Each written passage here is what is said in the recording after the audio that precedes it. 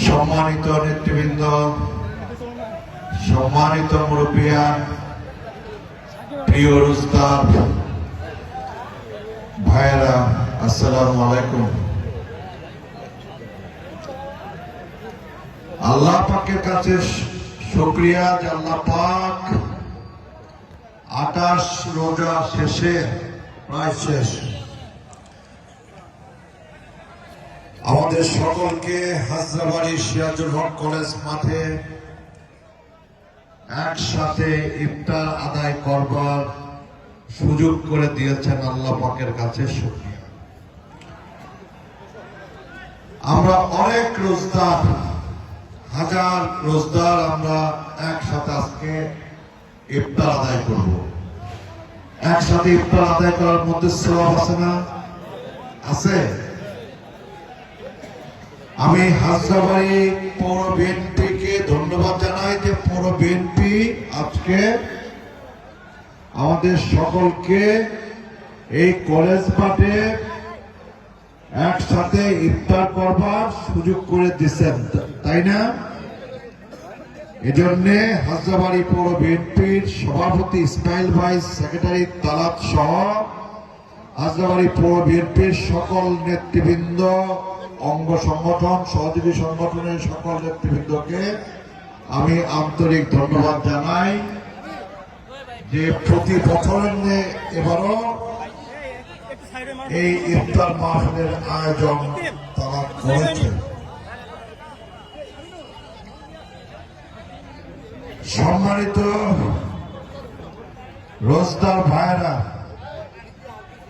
আজকে 28 রোজা শেষ, তাই না? আর মাত্র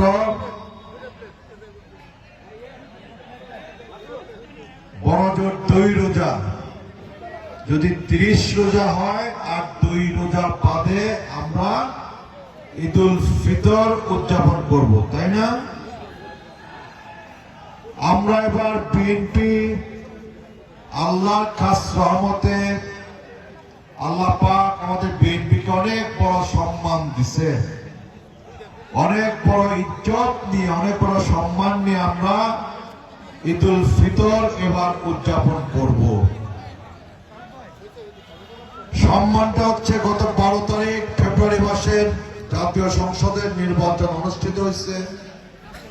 সেই নির্বাচনে জনাব তারেক রহমানের নেতৃত্বে বিএনপিকে মানুষ ভোট দিয়েছে।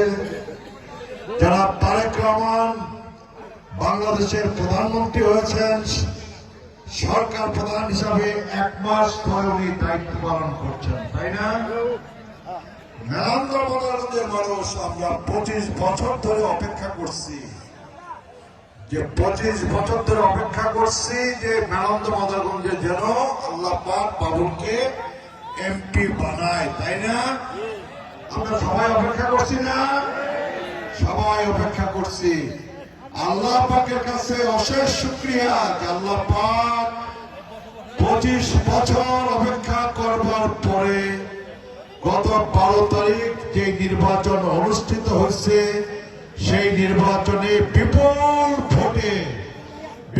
ভোটের ব্যবধান ঘটিয়ে আল্লাহ পাক আমাকে জামালপুর 3 আসনে মেলান্দ মাদারগঞ্জ আমাকে এমপি নির্বাচিত করছেন, তাই না? তার জন্য আল্লাহ পাকের কাছে শুকরিয়া আদায় করি, অনেক অনেক শুকরিয়া। এবং হাজরাবাড়ি পৌরসভা সহ মেলান্দবাসী, মাদারগঞ্জবাসীর কাছে আমি